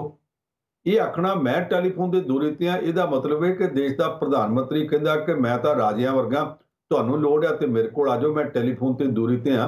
ਨਹੀਂ ਤਾਂ ਪ੍ਰਧਾਨ ਮੰਤਰੀ ਨੂੰ ਚਾਹੀਦਾ ਸੀ ਕਿ ਉਹਦਾ ਕੰਮ ਹੈ ਪ੍ਰਜਾ ਦੇ ਬਾਰੇ ਆਪ ਸੋਚੀ। ਉਹਨੇ ਪ੍ਰਜਾ ਬਾਰੇ ਬਿਲਕੁਲ ਨਹੀਂ ਸੋਚਿਆ ਤੇ ਪ੍ਰਜਾਤੰਤਰ ਕਾਹਦਾ ਫਿਰੇ? ਉਹਨੂੰ ਚਾਹੀਦਾ ਸੀ ਕਿ ਆਪ ਟੈਲੀਫੋਨ ਕਰਕੇ ਕਹਿੰਦਾ ਆਓ ਭਾਈ ਤੁਸੀਂ ਦੱਸੋ ਕੀ ਗੱਲਬਾਤ ਹੈ। ਤੇ ਇਸ ਮੁੱਦੇ ਤੇ ਪਾਰਲੀਮੈਂਟ ਵਿੱਚ ਵੀ ਬਹਿਸ ਹੋ ਜਾਂਦੀ, ਫਿਰ ਟਾਲ ਦਿੱਤਾ। ਹੁਣ ਦੂਜੇ ਚੌਥੇ ਦਿਨ ਇੱਕ ਦਿਨ ਖੇਤੀ ਮੰਤਰੀ ਤੋਂ ਬਿਆਨ ਦਵਾ ਦਿੰਦੇ ਆ। ਜੇ ਇਹਨਾਂ ਨੇ ਕੁਝ ਕੀਤਾ ਹੁੰਦਾ ਚੱਜ ਦਾ, ਇਹ ਮਸਲਾ ਨਿਬੇੜਿਆ ਹੁੰਦਾ। 26 ਜਨਵਰੀ ਨੂੰ ਜਿਹੜੀਆਂ ਘਟਨਾਵਾਂ ਲਾਲ ਕਿਲੇ ਹੋਈਆਂ, ਲਾਲ ਕਿਲੇ ਵੱਲ ਹੋਈਆਂ ਨੇ, ਉਹ ਨਹੀਂ ਸੀ ਹੋਈਆਂ। ਉਦੋਂ ਬਾਅਦ ਜੋ ਕੁਝ ਵਾਪਰਦਾ ਪਿਆ, ਇੰਨੀਆਂ ਥਾਵਾਂ ਤੇ ਟਕਰਾਅ ਹੋਇਆ, ਉਹ ਨਹੀਂ ਸੀ ਹੋਣਾ। ਹੁਣ ਇਹਨਾਂ ਨੇ ਉੱਥੋਂ ਵਾਲੇ ਟਕਰਾਅ ਤਾਂ ਰੋਕਿਆ ਨਹੀਂ, ਗੱਲਬਾਤ ਦਾ ਰਾਹ ਕੋਈ ਕੱਢਿਆ ਨਹੀਂ ਤੇ ਪੰਜਾਬ ਦੇ ਭਾਜਪਾ ਲੀਡਰਾਂ ਨੂੰ ਕਹਿਤਾ ਕਿ ਕਿਸਾਨਾਂ ਦੇ ਮੁਕਾਬਲੇ ਤੇ ਧਿਰ ਖੜੀ ਕਰਨ ਲਈ ਤੁਸੀਂ ਲੋਕਾਂ 'ਚ ਜਾਓ। ਉਹ ਲੋਕਾਂ 'ਚ ਜਾਓ ਦੇ ਇਹਨਾਂ ਦੇ ਇਸ ਜਿਹੜਾ ਹੈਗਾ ਸੀ ਲਲਕਾਰਾ, ਉਹਦੇ ਨਾਲ ਪੰਜਾਬ ਦੇ ਲੀਡਰ ਤੁਰ ਪਏ ਤੇ ਜੋ ਕੁਝ ਮਲੋਟ ਦੇ ਵਿੱਚ ਭਾਜਪਾ ਦੇ ਅਬੋਹਰ ਵਾਲੇ MLA ਅਰਨ ਨਾਰੰਗ ਨਾਲ ਹੋਇਆ, ਇਹ ਪਤਾ ਲੱਗ ਗਿਆ ਕਿ ਨਹੀਂ ਕੀ ਹੋਇਆ। ਅਸੀਂ ਕਦੇ ਵੀ ਹਿੰਸਾ ਦੀ ਹਮਾਇਤ ਨਹੀਂ ਕਰ ਸਕਦੇ, ਹਿੰਸਾ ਦਾ ਵਿਰੋਧ ਕਰਦੇ ਹਾਂ। ਕਿਸਾਨਾਂ ਦੇ ਵਿੱਚੋਂ ਉਸ ਦਿਨ ਕੁਝ ਜੇ ਹੁੱਲੜਬਾਜ਼ ਬੰਦਿਆਂ ਨੇ ਇਸ ਤਰ੍ਹਾਂ ਕੀਤੀ ਹੈ, ਜ਼ਿਆਦਤੀ ਕੀਤੀ, ਉਹਦੇ ਕੱਪੜੇ ਲਾਏ ਤੇ ਗਲਤ ਕੀਤਾ। ਪਰ ਇਹ ਤਾਂ ਸੋਚਣਾ ਚਾਹੀਦਾ ਕਿ ਇਹਨਾਂ ਚਿਰ ਗੱਲ ਲਮਕਾ ਕੇ ਇੱਥੋਂ ਤੱਕ ਲਿਆਂਦੀ ਕਿਹਨੇ? ਜੇ ਭਾਰਤ ਸਰਕਾਰ ਇਹਨੂੰ ਕਿਸੇ ਢੰਗ ਨਾਲ ਨਜਿੱਠਦੀ, ਨਿਪਟਾਉਂਦੀ ਤੇ ਹੁਣ ਤੱਕ ਕੋਈ ਨਾ ਕੋਈ ਰਾਹ ਨਿਕਲ ਆਉਂਦਾ, ਇਹ ਨੌਬਤ ਹੀ ਨਾ ਆਉਂਦੀ। ਹੁਣ ਵੀ ਕੱਲ ਮਲੋਟ ਦੇ ਵਿੱਚ ਭਾਜਪਾ ਵਾਲਿਆਂ ਨੇ ਆਖਿਆ ਅਸੀਂ ਬੰਦ ਕਰਾਉਣਾ ਤੇ ਕਿਸਾਨਾਂ ਦੀ ਹਮਾਇਤ ਵਿੱਚ ਦੁਕਾਨਦਾਰਾਂ ਨੇ ਆਖਿਆ ਅਸੀਂ ਨਹੀਂ ਤੁਹਾਡੇ ਨਾਲ ਬੰਦ ਕਰ ਸਕਦੇ ਕਿਉਂਕਿ ਕੇਂਦਰ ਸਰਕਾਰ ਦਾ ਤੇ ਤੁਹਾਡੀ ਪਾਰਟੀ ਦਾ ਵਿਹਾਰ ਠੀਕ ਨਹੀਂ। ਫਿਰ ਖਟਿਆ ਕੀ? ਅੱਜ ਉੱਥੇ ਅਬੋਹਰ ਵਿੱਚ ਜਾ ਕੇ ਬੰਦ ਕਰਨ ਲੱਗੇ। ਠੀਕ ਹੈ, ਇਹਨਾਂ ਨੇ ਮੁਜ਼ਾਹਰਾ ਕਰ ਦਿੱਤਾ, ਹੁਣ ਭਲਕੇ ਕਿਸੇ ਹੋਰ ਥਾਂ ਕਰਨਗੇ। ਜੇ ਖੇਤੀ ਮੰਤਰੀ ਦਿਲੋਂ ਮਨੋਂ ਇਹ ਸਮਝਦਾ ਕਿ ਗੱਲ ਕਰਨ ਦੀ ਲੋੜ ਹੈ ਤੇ ਗੱਲ ਕਰਨ ਨੂੰ ਤਿਆਰ ਹੈ, ਤੇ ਉਹ ਇਹ ਨਾ ਡਿੱਕੇ ਕਿ ਕਿਸਾਨ ਮੇਰੇ ਕੋਲ ਆਉਣਗੇ ਤਰਲਾ ਮਾਰਨ ਵਾਸਤੇ ਕਿ ਆਹ ਗੱਲ ਕਰੀਏ। ਉਹਨੂੰ ਚਾਹੀਦਾ ਅਜੇ ਵੀ ਮੀਟਿੰਗ ਸੱਦੇ, ਗੱਲਬਾਤ ਕਰੇ ਤੇ ਕੋਈ ਰਾਹ ਕੱਢੇ। ਰਾਹ ਤਾਂ ਉਹ ਤਾਂ ਸਾਫ਼ ਕਹਿੰਦੇ ਆ ਕਿ ਜਿਹੜੇ ਕਾਨੂੰਨਾਂ ਦੀ ਸਾਨੂੰ ਲੋੜ ਹੀ ਨਹੀਂ, ਸਾਡੇ ਉੱਤੇ ਵਧੋ ਵਧੀ ਤੁਸੀਂ ਲੱਦਦੇ ਕਿਉਂ ਪਏ ਆ? ਤੇ ਜੇ ਗਲਤ ਲੱਦਦੇ ਪਏ ਤਾਂ ਤੁਸੀਂ ਵਾਪਸ ਲੈ ਲਓ। ਜਿਹੜੀਆਂ ਇਹਨਾਂ ਨੇ ਬਾਅਦ 'ਚ ਪੇਸ਼ਕਸ਼ਾਂ ਕੀਤੀਆਂ ਕਿ ਅਸੀਂ 2 ਸਾਲ ਲਈ ਇਹ ਕਾਨੂੰਨ ਠੰਡੇ ਬਸਤੇ 'ਚ ਪਾ ਦਿੰਦੇ, ਸਸਪੈਂਡ ਕਰ ਦਿੰਦੇ ਆ, ਇਹ ਕਰਨੀਆਂ ਸੀ ਸਤੰਬਰ 'ਚ ਕਰ ਲੈਂਦੇ, ਜਦੋਂ ਅਸੀਂ ਲੋਕ ਵੀ ਕਹਿੰਦੇ ਸਾਂ ਕਿ ਗੱਲਬਾਤ ਕਰਨੀ ਆ ਤੇ ਉਹ ਕਾਨੂੰਨ ਸਸਪੈਂਡ ਕਰ ਲਓ। ਹੁਣ ਜਿਹੜੀਆਂ ਗੱਲਾਂ ਕਰਦੇ ਉਹਨਾਂ ਤੇ ਮਸਲਾ ਹੱਲ ਹੋਣ ਵਾਲਾ ਨਹੀਂ ਜਾਪਦਾ। ਵਾਹਵਾ ਨਵੇਂ ਸਿਰਿਓਂ ਗੱਲ ਸ਼ੁਰੂ ਕਰਨੀ ਪੈਣੀ ਹੈ। ਜੇ ਖੇਤੀ ਮੰਤਰੀ ਸੀਰੀਅਸ ਹੈ, ਜੇ ਉਹਨੂੰ ਪਤਾ ਕਿ ਮੇਰੀ ਇਸ ਗੱਲਬਾਤ ਨੂੰ ਪ੍ਰਧਾਨ ਮੰਤਰੀ ਦੀ ਹਮਾਇਤ ਹਾਸਲ ਹੈ, ਤੇ ਫਿਰ ਇਹਨੂੰ ਕੋਈ ਠੋਸ ਤਜਵੀਜ਼ ਲਿਆਉਣੀ ਚਾਹੀਦੀ ਆ। ਹਵਾਈ ਸ਼ੋਸ਼ੇ ਕੇਂਦਰ ਦਾ ਮੰਤਰੀ ਛੱਡੇ ਚੰਗਾ ਨਹੀਂ ਲੱਗਦਾ। ਪੰਨੂ ਸਾਹਿਬ, ਵੈਸੇ ਇਹ ਗੱਲ ਹੋ ਰਿਹਾ ਇਸ ਤਰ੍ਹਾਂ ਤਾਂ ਨਹੀਂ ਗਾ ਜਿਸ ਤਰ੍ਹਾਂ ਪਾਰਟੀ ਨਾਲ ਹੁਣ ਜੋ ਕੁਝ ਵਾਪਰ ਰਿਹਾ ਭਾਜਪਾ ਨਾਲ ਤੇ ਸਰਕਾਰ ਦੇ ਉੱਪਰ ਦਬਾਅ ਵੀ ਵੱਧ ਰਿਹਾ, ਇਹਦੇ ਕਰਕੇ ਬਿਆਨ ਫਿਰ ਤੋਂ ਦੇਣ ਦੀ ਕੋਸ਼ਿਸ਼ ਕੀਤੀ ਹੈ ਤੇ ਕੋਈ ਰਾਹ ਲੱਭਿਆ ਜਾ ਰਿਹਾ? ਨਹੀਂ, ਉਹ ਪੰਜਾਂ ਰਾਜਾਂ ਦੀਆਂ ਚੋਣਾਂ 'ਚ ਪ੍ਰਭਾਵ ਦੇਣਾ ਚਾਹੁੰਦੇ ਆ ਕਿ ਅਸੀਂ ਬੜੇ ਨੇਕ-ਪਾਕ ਆ, ਅਸੀਂ ਗੱਲ ਕਰਨ ਨੂੰ ਤਿਆਰ ਆ ਤੇ ਕਿਸਾਨ ਗੱਲ ਨਹੀਂ ਕਰਦੇ। ਜੀ ਕਿਉਂਕਿ ਕਿਸਾਨਾਂ ਦੇ ਜਥੇ ਉਹਨਾਂ ਪੰਜਾਂ ਰਾਜਾਂ 'ਚ ਵੀ ਭਾਜਪਾ ਦਾ ਵਿਰੋਧ ਕਰਨ ਲਈ ਪਹੁੰਚ ਗਿਆ। ਉਹਦੇ ਵਾਸਤੇ ਬਿਆਨਬਾਜ਼ੀ ਚੋਣਾਂ ਦੀ ਨੀਤੀ ਦੇ ਅਧੀਨ ਸਾਰੀ ਬਿਆਨਬਾਜ਼ੀ ਕਰ ਰਹੇ ਆ। ਜੀ ਉਦਾਂ ਉਹਨਾਂ ਦੀ ਨੀਤ ਅਜੇ ਵੀ ਇਹੋ ਜਿਹੀ ਨਹੀਂ ਲੱਭਦੀ ਕਿ ਉਹ ਗੱਲ ਜੀ ਕਰਨਾ ਚਾਹੁੰਦੇ ਹੋ। ਪ੍ਰਧਾਨ ਮੰਤਰੀ ਨਰਿੰਦਰ ਮੋਦੀ ਚੋਣ ਪ੍ਰਚਾਰ ਵਿੱਚ ਰੁੱਝੇ ਹੋਏ ਆ, ਕਾਫੀ ਸਮੇਂ ਤੋਂ ਵਿਦੇਸ਼ੀ ਦੌਰੇ ਤੇ ਵੀ ਨੇ ਕਰੋਨਾ ਤੋਂ ਬਾਅਦ। ਹੁਣ ਜੇਕਰ ਆਪਾਂ ਗੱਲ ਕਰੀਏ ਤਾਂ ਹੁਣ ਤਾਮਿਲਨਾਡੂ ਵਿੱਚ ਜਾ ਕੇ ਉਹਨਾਂ ਨੇ ਬਿਆਨ ਦਿੱਤਾ ਹੈ ਕਿ 1999 ਵਿੱਚ ਜੈ ਲਲਿਤਾ ਨਾਲ ਜੋ ਕੁਝ ਵਾਪਰਿਆ ਉਹ ਸਜ਼ਾ ਦੇਣ ਦਾ ਸਮਾਂ ਆ ਗਿਆ। ਇਸ ਬਿਆਨ ਨੂੰ ਇਸ ਸਮੇਂ ਕਿਵੇਂ ਦੇਖਦੇ ਹੋ? ਜੇ ਜੈ ਲਲਿਤਾ ਨਾਲ 1999 'ਚ ਜੋ ਕੁਝ ਵਾਪਰਿਆ ਜੀ ਉਹ ਇੰਨਾ ਮਾੜਾ ਸੀ, ਤੇ ਫਿਰ ਜੈ ਲਲਿਤਾ ਦੇ ਵਿਰੋਧੀ ਜਿਹੜੇ ਡੀਐਮਕੇ ਵਾਲਿਆਂ ਦੇ ਉੱਤੇ ਅੱਜ ਪ੍ਰਧਾਨ ਮੰਤਰੀ ਦੋਸ਼ ਲਾਉਂਦਾ ਪਿਆ, ਉਹਨਾਂ ਡੀਐਮਕੇ ਵਾਲਿਆਂ ਦੇ ਨਾਲ ਵਾਰ-ਵਾਰ ਭਾਰਤੀ ਜਨਤਾ ਪਾਰਟੀ ਸਮਝੌਤੇ ਕਿਉਂ ਕਰਦੀ ਰਹੀ? ਜੀ ਜਦੋਂ 1999 'ਚ ਇਹ ਕੁਝ ਵਾਪਰਿਆ ਸੀ, ਉਹਦੇ ਤੋਂ ਬਾਅਦ ਜਦੋਂ ਇੱਕ ਚੋਣ ਆਈ ਤੇ ਉਹ ਚੋਣ ਦੇ ਵਿੱਚ ਸਾਬਕਾ ਮੁੱਖ ਮੰਤਰੀ ਐਮਜੀ ਰਾਮਾਚੰਦਰਨ ਦੀ ਘਰਵਾਲੀ ਜਾਨਕੀ ਰਾਮਾਚੰਦਰਨ ਇੱਕ ਪਾਸੇ ਸੀ ਤੇ ਜੈ ਲਲਿਤਾ ਦੂਸਰੇ ਪਾਸੇ ਸੀ। ਅੰਨਾ ਡੀਐਮਕੇ ਦੋ ਥਾਈਂ ਪਾਟ ਗਈ ਸੀ। ਉਦੋਂ ਭਾਜਪਾ ਨੇ ਅੰਨਾ ਡੀਐਮਕੇ ਦੇ ਜੈ ਲਲਿਤਾ ਵਾਲੇ ਧੜੇ ਦਾ ਸਾਥ ਕਿਉਂ ਨਾ ਦਿੱਤਾ? ਜਿਹੜੇ ਲੋਕ ਜੈ ਲਲਿਤਾ ਦੇ ਨਾਲ ਹੁੰਦੇ ਸੀ ਉਹਨਾਂ ਦਾ ਭਾਜਪਾ ਵਿਰੋਧ ਕਿਉਂ ਕਰਦੀ ਰਹੀ? ਭਾਜਪਾ ਬਹੁਤੀ ਵਾਰੀ ਜੈ ਲਲਿਤਾ ਨੂੰ ਕਾਂਗਰਸ ਦੇ ਨਾਲ ਖੜਾ ਹੋਣ ਕਰਕੇ ਭੰਡਦੀ ਤੇ ਨਿੰਦਦੀ ਕਿਉਂ ਰਹੀ? ਹੁਣ ਇਹਨਾਂ ਨੂੰ ਜੈ ਲਲਿਤਾ ਚੰਗੀ ਲੱਗਣ ਲੱਗ ਪਈ। ਜਦੋਂ ਜੈ ਲਲਿਤਾ ਦਾ ਤੇ ਕਾਂਗਰਸ ਦਾ ਸਮਝੌਤਾ ਸੀ, ਉਦੋਂ ਜੈ ਲਲਿਤਾ ਦੇ ਖਿਲਾਫ ਕਰਪਸ਼ਨ ਦੇ ਕੇਸ ਇਹਨਾਂ ਨੇ ਚੁੱਕੇ ਸਨ। ਜੈ ਲਲਿਤਾ ਨੂੰ ਜੇਲ੍ਹ ਪਹੁੰਚਾਉਣ ਤੱਕ ਦਾ ਕੰਮ ਇਹਨਾਂ ਨੇ ਕੀਤਾ ਸੀ। ਫਿਰ ਜੈ ਲਲਿਤਾ ਨੂੰ ਸਜ਼ਾ ਹੋਣ ਲੱਗੀ ਤੇ ਉਦੋਂ ਉਹਨੂੰ ਕਰਨਾਟਕ ਦੀ ਜੇਲ੍ਹ ਵਿੱਚ ਭੇਜ ਦਿੱਤਾ ਗਿਆ ਤੇ ਕਰਨਾਟਕ ਵਿੱਚ ਫਿਰ ਇਹਨਾਂ ਨੇ ਨਾਲ ਲਿਹਾਜ਼ਦਾਰੀਆਂ ਕੀਤੀਆਂ, ਕਾਂਗਰਸ ਨੇ ਵੀ ਕੀਤੀਆਂ, ਕਿਉਂਕਿ ਜੈ ਲਲਿਤਾ ਦੇ ਕੋਲ ਲੋਕਾਂ ਦੇ ਵਿੱਚ ਇੱਕ ਬਹੁਤ ਵੱਡਾ ਆਧਾਰ ਸੀ, ਪੱਕਾ ਲੋਕਾਂ ਦੇ ਵਿੱਚ ਪਾਪੂਲਰ ਸੀ, ਉਹਦੀ ਪਾਰਟੀ ਮਜ਼ਬੂਤ ਸੀ। ਤੇ ਰਹੀ ਉੱਥੇ ਦੋ ਰਹਿ ਗਈਆਂ, ਇੱਕ ਡੀਐਮਕੇ ਤੇ ਇੱਕ ਅੰਨਾ ਡੀਐਮਕੇ। ਡੀਐਮਕੇ ਕਰੁਣਾਨਿਧੀ ਦਾ ਪਰਿਵਾਰ ਚਲਾਉਂਦਾ ਸੀ ਪਹਿਲਾਂ, ਕਰੁਣਾਨਿਧੀ ਤੇ ਅੱਜ ਕੱਲ੍ਹ ਉਹਦਾ ਪੁੱਤਰ ਐਮਕੇ ਸਟਾਲਿਨ ਚਲਾਉਂਦਾ ਜੀ। ਜਿਹੜੀ ਦੂਸਰੀ ਅੰਨਾ ਡੀਐਮਕੇ ਹੈ ਉਹਨੂੰ ਜਾਨਕੀ ਰਾਮਾਚੰਦਰਨ ਜਿਹੜੀ ਉਹ ਨਹੀਂ ਚਲਾ ਸਕੀ। ਸਾਰਿਆਂ ਨੂੰ ਪਤਾ ਜਦੋਂ ਮੁੱਖ ਮੰਤਰੀ ਐਮਜੀ ਰਾਮਾਚੰਦਰਨ ਮਰਿਆ, ਜਿਹੜਾ ਇਸ ਅੰਨਾ ਡੀਐਮਕੇ ਦਾ ਮੁਖੀ ਹੁੰਦਾ ਸੀ, ਬਣਾਈ ਤੇ ਉਸੇ ਨਹੀਂ ਸੀ, ਅੰਨਾ ਮਲਾਈ ਦੇ ਨਾਂ ਤੇ ਉਹਨੇ ਬਣਾਈ ਸੀ। ਡੀਐਮਕੇ ਪਹਿਲਾਂ ਤੇ ਇਕੱਠੀ ਹੁੰਦੀ ਸੀ ਜੀ, ਉਹਨੇ ਬਣਾਈ ਸੀ। ਤਾਮਿਲਨਾਡੂ ਦੀ ਰਾਜਨੀਤੀ ਦੇ ਵਿੱਚ ਸਾਰੇ ਐਕਟਰ ਹੀ ਐਕਟਰ ਨੇ। ਜਿਹੜਾ ਕਰੁਣਾਨਿਧੀ ਮਰ ਗਿਆ ਉਹ ਵੀ ਫਿਲਮਾਂ ਦਾ ਹੀਰੋ ਹੁੰਦਾ ਸੀ ਜੀ। ਜਿਹਨੇ ਅੰਨਾ ਡੀਐਮਕੇ ਬਣਾਈ ਐਮਜੀ ਰਾਮਾਚੰਦਰਨ ਨੇ, ਉਹ ਵੀ ਫਿਲਮਾਂ ਦਾ ਹੀਰੋ ਹੁੰਦਾ ਸੀ। ਉਹਦੀ ਪਤਨੀ ਜਾਨਕੀ ਵੀ ਫਿਲਮਾਂ 'ਚ ਆਈ ਸੀ ਤੇ ਉਹਦੀ ਹਮਾਇਤੀ ਸਭ ਤੋਂ ਵੱਡੀ ਸਹਿਯੋਗੀ ਜੈ ਲਲਿਤਾ ਵੀ ਫਿਲਮਾਂ ਦੀ ਹੀਰੋਇਨ ਸੀ। ਬਿਲਕੁਲ ਇਹਨਾਂ ਫਿਲਮੀ ਐਕਟਰਾਂ ਐਕਟਰਸਾਂ ਦੀ ਲੜਾਈ ਦੇ ਵਿੱਚ ਜਦੋਂ ਐਮਜੀ ਰਾਮਾਚੰਦਰਨ ਮਰ ਗਿਆ ਤੇ ਉਹਦੇ ਸਰਾਣੇ ਬੈਠੀ ਸੀ ਉਹਦੀ ਘਰਵਾਲੀ ਜਾਨਕੀ ਰਾਮਾਚੰਦਰਨ ਤੇ ਜੈ ਲਲਿਤਾ ਗਈ, ਇਹ ਜਾ ਕੇ ਪੈਰਾਂ ਵੱਲ ਬੈਠ ਗਈ। ਇਹ ਪਾਰਟੀ ਦੀ ਜਨਰਲ ਸੈਕਟਰੀ ਹੁੰਦੀ ਸੀ ਜੀ ਤੇ ਜਾਨਕੀ ਨੇ ਲੱਤ ਮਾਰੀ ਸੀ ਇਹਨੂੰ ਤੇ ਲੱਤ ਮਾਰ ਕੇ ਬਾਹਰ ਕੱਢਿਆ ਸੀ। ਉਦੋਂ ਭਾਜਪਾ ਫਿਰ ਅੰਨੇ ਦੇ ਨਾਲ ਜੈ ਲਲਿਤਾ ਦੇ ਨਾਲ ਖਲੋਤੀ ਕਿਉਂ ਨਾ? ਅੱਜ ਜੈ ਲਲਿਤਾ ਨੂੰ ਇਹ ਆਖਣਾ ਕਿ ਉਹ ਵਿਕਟਿਮ ਸੀ, ਉਹਦੇ ਨਾਲ ਜ਼ਿਆਦਤੀ ਹੋਈ, 1999 'ਚ ਜ਼ਿਆਦਤੀ ਹੋਈ, ਉਹ ਤੋਂ ਲੈ ਕੇ ਜ਼ਿਆਦਤੀ ਹੁੰਦੀ ਰਹੀ। ਜਦੋਂ ਜ਼ਿਆਦਤੀਆਂ ਹੁੰਦੀਆਂ ਸੀ ਭਾਜਪਾ ਉਹਦੇ ਨਾਲ ਫਿਰ ਉਦੋਂ ਖਲੋਤੀ ਕਿਉਂ ਨਾ? ਅੱਜ ਇਹ ਚੇਤਾ ਆ ਗਿਆ ਕਿਉਂਕਿ ਅੱਜ ਜੈ ਲਲਿਤਾ ਦੇ ਨਾਂ ਤੇ ਉਹਦੀ ਵਾਲੀ ਪਾਰਟੀ ਜਿਹੜੀ ਮਰਨੇ ਪਈ ਹੈ ਤੇ ਦੋ ਤਿੰਨ ਥਾਵਾਂ ਤੇ ਪਾਟ ਚੁੱਕੀ ਹੈ। ਉਹਨੂੰ ਬਿਲਕੁਲ ਉਹਦੀ ਬੜੀ ਡੋਬਣ ਵਾਲੀ ਉਹਦੀ ਸਹੇਲੀ ਜਿਹੜੀ ਸ਼ਸ਼ੀ ਕਲਾ, ਉਹ ਹੁਣ ਕਹਿੰਦੀ ਮੈਂ ਰਾਜਨੀਤੀ ਤੋਂ ਸੰਨਿਆਸ ਲੈ ਲਿਆ। ਅੱਗੇ ਵੀ ਦੋ ਵਾਰ ਲੈ ਚੁੱਕੀ ਹੈ, ਜੇਲ੍ਹ ਵੀ ਕੱਟ ਚੁੱਕੀ ਹੈ। ਹੁਣ ਜਦੋਂ ਇਹ ਹਾਲਤ ਬਣੀ ਹੈ ਤੇ ਮੋਦੀ ਸਾਹਿਬ ਕਹਿੰਦੇ ਆ ਕਿ ਜੈ ਲਲਿਤਾ ਨਾਲ 1999 ਜੋ ਹੋਇਆ ਸੀ ਉਹਦਾ ਇਨਸਾਫ ਕਰਨ ਦਾ ਸਮਾਂ ਆ ਗਿਆ। ਇਨਸਾਫ ਕਰਨ ਦਾ ਸਮਾਂ ਹੁਣ ਤੁਹਾਨੂੰ ਇੰਨੇ ਸਾਲਾਂ ਬਾਅਦ ਜਾ ਕੇ ਕਿਉਂ ਆਇਆ? 33 ਸਾਲਾਂ ਬਾਅਦ, 32 ਸਾਲਾਂ ਬਾਅਦ। ਇੰਨੇ ਸਮੇਂ 'ਚ ਤੁਹਾਨੂੰ ਜੈ ਲਲਿਤਾ ਮਾੜੀ ਕਿਉਂ ਲੱਗਦੀ ਰਹੀ? ਉਦੋਂ ਕਰਪਸ਼ਨ ਜਿਹੜੀ ਉੱਥੇ ਫਿਲੀਪਾਈਨ ਦੇ ਵਿੱਚ ਮਾਰਕੋਸ ਦੇ ਉੱਤੇ ਕੇਸ ਬਣੇ ਤੇ ਉਹਦੀ ਪਤਨੀ ਐਮੈਲਡਾ ਦੇ ਉੱਤੇ ਕੇਸ ਬਣੇ ਤੇ ਐਮੈਲਡਾ ਦੇ ਕੋਲ 10,000 ਸੈਂਡਲ ਨਿਕਲੇ ਸਨ ਤੇ ਜਦੋਂ ਜੈ ਲਲਿਤਾ ਦੇ ਬਣੇ ਤੇ 2,000 ਨਿਕਲੇ ਸਨ। ਤੇ ਸਭ ਤੋਂ ਪਹਿਲਾਂ ਭਾਜਪਾ ਦੇ ਸਭ ਤੋਂ ਵੱਡੇ ਲੀਡਰ ਨੇ ਜੈ ਲਲਿਤਾ ਨੂੰ ਭਾਰਤ ਦੀ ਐਮੈਲਡਾ ਮਾਰਕੋਸ ਆਖਿਆ ਸੀ। ਉਦੋਂ ਭਾਜਪਾ ਉਸ ਪਾਸੇ ਕਿਉਂ ਖਲੋਤੀ ਸੀ? ਬਿਲਕੁਲ ਅੱਜ ਨਰਿੰਦਰ ਮੋਦੀ ਸਾਹਿਬ ਨੇ ਪੁਰਾਣਾ ਮੁੱਦਾ ਚੁੱਕ ਲਿਆ ਸਿਰਫ ਇਸ ਕਰਕੇ ਕਿ ਜੈ ਲਲਿਤਾ ਦੀ ਪਾਰਟੀ ਨਾਲ ਨਾ ਜੈ ਲਲਿਤਾ ਨਾ ਕਰੁਣਾਨਿਧੀ ਵਾਲੀ ਡੀਐਮਕੇ ਤੇ ਅੰਨਾ ਡੀਐਮਕੇ ਦੋਵੇਂ ਪੁੱਜ ਕੇ ਕਰਪਟ ਰਹੀਆਂ, ਪੁੱਜ ਕੇ ਅੱਜ ਕਰਪਟ ਜੀ। ਉਹਨਾਂ ਨਾਲ ਕਦੇ ਕਾਂਗਰਸੀ ਸਮਝੌਤਾ ਕਰਦੀ ਆਪਣੀਆਂ ਲੋੜਾਂ ਵਾਸਤੇ, ਕਦੇ ਭਾਜਪਾ ਕਰਦੀ ਹੈ। ਜਦੋਂ ਕਾਂਗਰਸੀ ਡੀਐਮਕੇ ਨਾਲ ਹੁੰਦੇ, ਭਾਜਪਾ ਅੰਨਾ ਨਾਲ ਹੁੰਦੀ। ਜਦੋਂ ਕਾਂਗਰਸੀ ਅੰਨਾ ਨਾਲ ਜਾਂਦੇ ਉਦੋਂ ਭਾਜਪਾ ਡੀਐਮਕੇ ਨਾਲ ਹੁੰਦੀ ਹੈ ਜੀ। ਦੋਵੇਂ ਤਰ੍ਹਾਂ ਦੀਆਂ ਕਰਪਟ ਪਾਰਟੀਆਂ ਦੇ ਨਾਲ। ਇਕੱਲੇ ਇਹੋ ਕਿਉਂ, ਕਾਂਗਰਸ ਪਾਰਟੀਆਂ ਵੀ ਦੋਵਾਂ ਨਾਲ ਵਾਰੀ-ਵਾਰੀ ਸਮਝੌਤੇ ਕਰਦੀਆਂ ਨੇ। ਉੱਥੇ ਸਾਰੀ ਜਿਹੜੀ ਹੈਗੀ ਆ ਬੇਈਮਾਨੀ ਦੀ ਸਿਆਸਤ ਚੱਲਦੀ ਹੈ, ਕੋਈ ਅਸੂਲਾਂ ਵਾਲੀ ਗੱਲ ਉਸ ਰਾਜ 'ਚ ਹੈ ਨਹੀਂ ਤੇ ਮੋਦੀ ਸਾਹਿਬ ਨੇ ਜਿਹੜਾ ਭਾਸ਼ਣ ਦਿੱਤਾ ਵੀ ਕੋਈ ਅਸੂਲਾਂ ਵਾਲਾ ਨਹੀਂ। ਜੀ ਬਿਲਕੁਲ। ਪੰਨੂ ਸਾਹਿਬ, ਜੰਮੂ ਕਸ਼ਮੀਰ ਵਿੱਚ ਧਾਰਾ 370 ਤੋਂ ਬਾਅਦ ਕਈ ਕੁਝ ਬਦਲ ਗਿਆ। ਆਪਾਂ ਦੇਖਿਆ ਕਈਆਂ ਨੂੰ ਹਿਰਾਸਤ ਵਿੱਚ ਲਿਆ, ਕਈਆਂ ਨੂੰ ਨਜ਼ਰਬੰਦ ਕੀਤਾ ਗਿਆ। ਹੁਣ ਆ ਮਹਿਬੂਬਾ ਮੁਫਤੀ ਦਾ ਪਾਸਪੋਰਟ ਰੀਨਿਊ ਨਹੀਂ ਕੀਤਾ ਜਾ ਰਿਹਾ। ਇਹਦੇ ਪਾਸਪੋਰਟ ਰੀਨਿਊ ਕਰਨ ਨੂੰ ਸੁਰੱਖਿਆ ਨੂੰ ਕਿਸ ਤਰ੍ਹਾਂ ਖਤਰਾ ਲੱਗਦਾ ਹੈ? ਮਹਿਬੂਬਾ ਮੁਫਤੀ ਦਾ ਬਾਪ ਮੁਫਤੀ ਮੁਹੰਮਦ ਸਈਦ ਸੀ। 1999 ਚ ਜਿਹੜੀ ਵੀਪੀ ਸਿੰਘ ਦੀ ਸਰਕਾਰ ਬਣੀ, ਕੇਂਦਰ ਚ ਪ੍ਰਧਾਨ ਮੰਤਰੀ ਉਹ ਬਣਿਆ ਤੇ ਉਹਦੇ ਨਾਲ ਗ੍ਰਹਿ ਮੰਤਰੀ ਮਹਿਬੂਬਾ ਦਾ ਬਾਪ ਹੁੰਦਾ ਸੀ ਮੁਫਤੀ ਮੁਹੰਮਦ ਸਈਦ ਜੀ। ਇਹਦੀ ਮਹਿਬੂਬਾ ਦੀ ਭੈਣ ਰੂਬੀਆ ਜਿਹੜੀ ਸੀ ਉਹਨੂੰ ਚੁੱਕ ਕੇ ਲੈ ਗਏ ਸਨ ਅੱਤਵਾਦੀ। ਉਹਦੇ ਬਦਲੇ 5 ਅੱਤਵਾਦੀ ਛੱਡਣੇ ਪਏ ਮੁਫਤੀ ਮੁਹੰਮਦ ਸਈਦ ਨੂੰ, ਆਪਣੀ ਧੀ ਛਡਾਉਣ ਵਾਸਤੇ 5 ਅੱਤਵਾਦੀ ਛੱਡਣੇ ਪਏ ਵੀਪੀ ਸਿੰਘ ਦੀ ਮਰਜ਼ੀ ਨਾਲ ਜੀ। ਤੇ ਉਦੋਂ ਸਾਰੀ ਭਾਜਪਾ ਉਹਦੇ ਖਿਲਾਫ ਹੁੰਦੀ ਸੀ। ਫਿਰ ਮੁਫਤੀ ਮੁਹੰਮਦ ਸਈਦ ਨੇ ਪਾਰਟੀ ਬਣਾਈ PDP ਤੇ ਭਾਜਪਾ ਕਹਿੰਦੀ ਸੀ ਅੱਤਵਾਦੀਆਂ ਦੇ ਨਾਲ ਹਮਾਇਤ ਵਾਸਤੇ ਬਣਾਈ ਹੈ। ਜਦੋਂ 2014 ਦੇ ਵਿੱਚ ਨਰਿੰਦਰ ਮੋਦੀ ਸਾਹਿਬ ਪ੍ਰਧਾਨ ਮੰਤਰੀ ਬਣ ਗਏ, ਉਹਦੇ 6 ਮਹੀਨੇ ਬਾਅਦ ਚੋਣਾਂ ਹੋਈਆਂ ਤੇ ਉਹਨਾਂ ਚੋਣਾਂ 'ਚ PDP ਵੱਖਰੀ ਸੀ, BJP ਵੱਖਰੀ ਸੀ, ਕਾਂਗਰਸ ਵੱਖਰੀ ਸੀ, ਜੰਮੂ ਕਸ਼ਮੀਰ ਨੈਸ਼ਨਲ ਕਾਨਫਰੰਸ ਅਬਦੁੱਲਿਆਂ ਦੀ ਪਿਓ ਪੁੱਤਾਂ ਦੀ ਵੱਖਰੀ ਸੀ। ਇਹਨਾਂ ਨੇ ਬੜਾ ਜ਼ੋਰ ਲਾਇਆ ਸੀ ਇਹ ਕਹਿਣ ਦੇ ਉੱਤੇ ਕਿ ਅਬਦੁੱਲਿਆਂ ਦਾ ਪਰਿਵਾਰ ਵੀ ਐਂਟੀ ਨੈਸ਼ਨਲ ਹੈ ਤੇ PDP ਜਿਹੜੇ ਮਹਿਬੂਬਾ ਮੁਫਤੀ ਤੇ ਦਾ ਬਾਪ ਮੁਫਤੀ ਮੁਹੰਮਦ ਸਈਦ ਹੈ ਇਹ ਵੀ ਸਾਰੇ ਦੇ ਸਾਰੇ ਐਂਟੀ ਨੈਸ਼ਨਲ ਨੇ।